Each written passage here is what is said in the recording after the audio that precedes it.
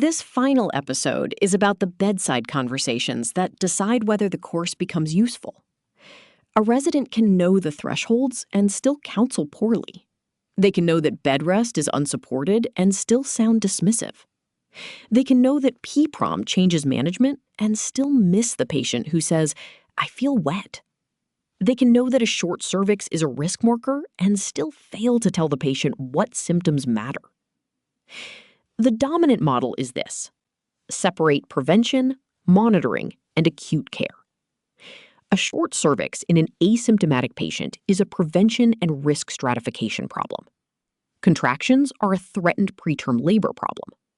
Leakage is a membrane problem until proven otherwise. Bleeding is a placental, cervical, or labor problem until evaluated. Dilation is a possible rescue cerclage or periviability problem.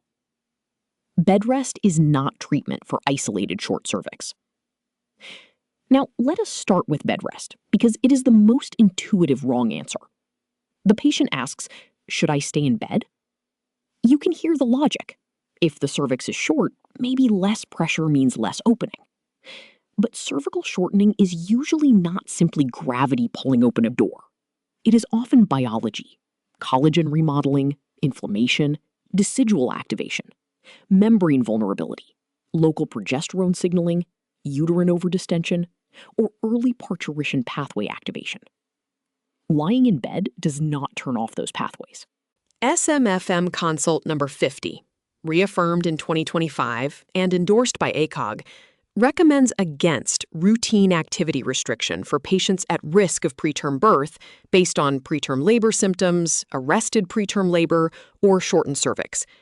It also recommends against routine inpatient hospitalization plus activity restriction for preventing preterm birth in multiple gestations. ACOG Committee Opinion 804 states that activity restriction should not be prescribed routinely to reduce preterm birth. Grobman 2013 found that activity restriction among nulliparous women with short cervix was not associated with lower preterm birth. It was associated with higher preterm birth, even after adjustment. AWARE 2026 adds direct modern evidence. It used accelerometers in patients with short cervical length. Sedentary activity, defined as fewer than 3,500 median steps per day, did not increase latency from enrollment to delivery. The lower activity group delivered earlier, and preterm birth before 34 weeks was more common, 47.3% versus 17.7%. This does not prove walking prevents preterm birth. Confounding by disease severity may remain. But it strongly undermines the idea that prescribed inactivity is protective. So the counseling should not be, "Bed rest is useless, goodbye." It should be precise. Strict bed rest has not been shown to prevent preterm birth for isolated short cervix, and it can cause harm: blood clots, bone loss, weakness, deconditioning, constipation, sleep disruption, mood effects, lost income, and family stress. We do want you to avoid activities that trigger contractions, bleeding, leakage, pain, or pressure. We may individualize work or exercise limits, but lying in bed all day is not an evidence-based treatment for this cervix. Now distinguish terms. Bed rest means spending most of the day in bed. That is the most restrictive and harmful version. Activity restriction is vague unless defined. If a clinician says, "Take it easy," the patient may stop walking, stop working, stop caring for children, and become afraid of normal movement. Exercise restriction means avoiding structured exertion, high-impact activity, or activities that provoke symptoms. That may be reasonable in selected situations. Pelvic rest means avoiding intercourse, orgasm, or vaginal insertion, depending on how it is defined. It is commonly prescribed but variably defined and should not be presented as proven preterm birth prevention. Occupational modification means adjusting lifting, prolonged standing, shifts, or heavy work. ACOG discusses occupational lifting and accommodation. That is not bed rest. It is targeted exposure modification. Hospitalization means inpatient monitoring or treatment for a specific indication. It is not a therapy for a closed short cervix. When might hospitalization be appropriate? not for isolated asymptomatic short cervix alone. But yes, for separate problems, PPROM, significant bleeding, suspected labor, severe maternal disease, fetal concerns requiring inpatient monitoring, peri-procedural care after a cerclage, or advanced dilation where rescue cerclage or peri-viability planning is being considered.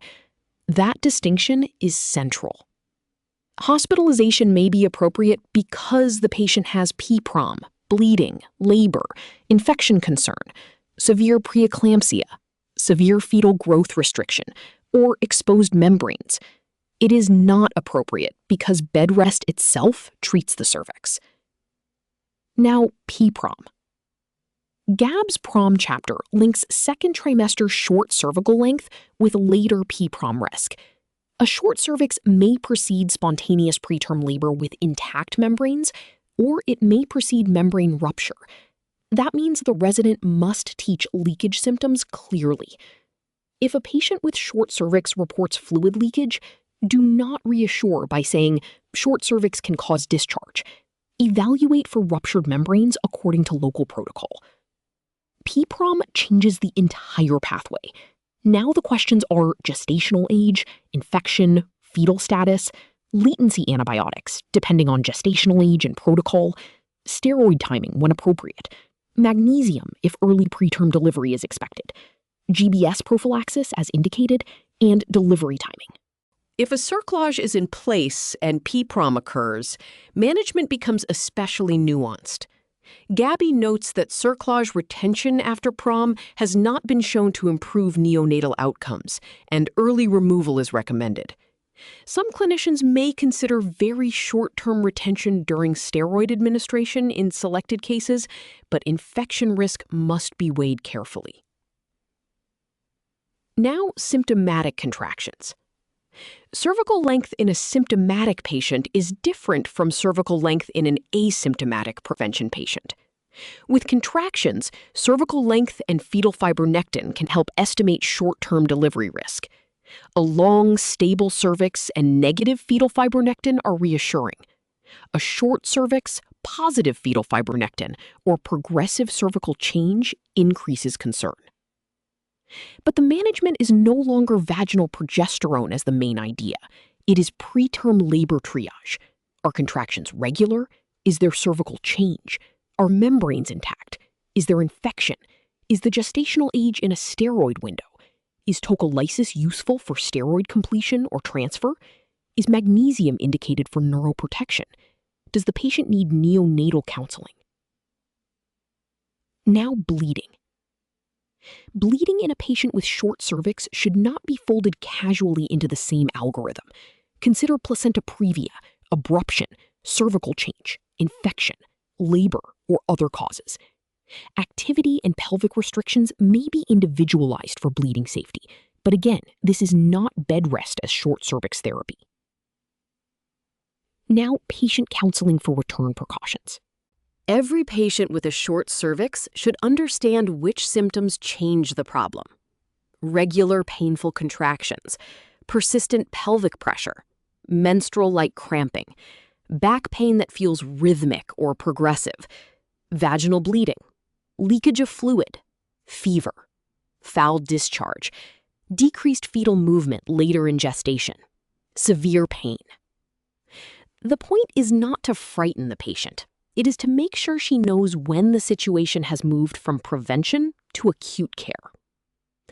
Now let us create 3 counseling scripts.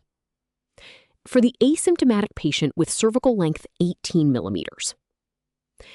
Your cervix is shorter than expected, which increases the risk of preterm birth.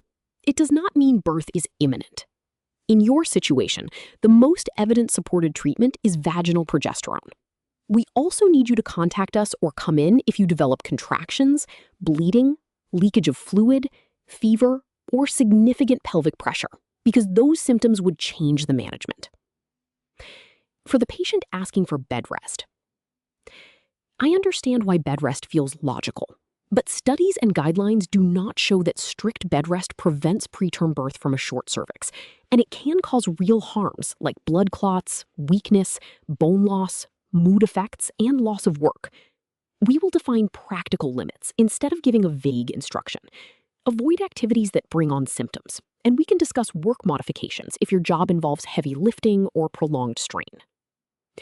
For the patient with twins and a short cervix, The short cervix tells us this twin pregnancy is at higher risk of early birth.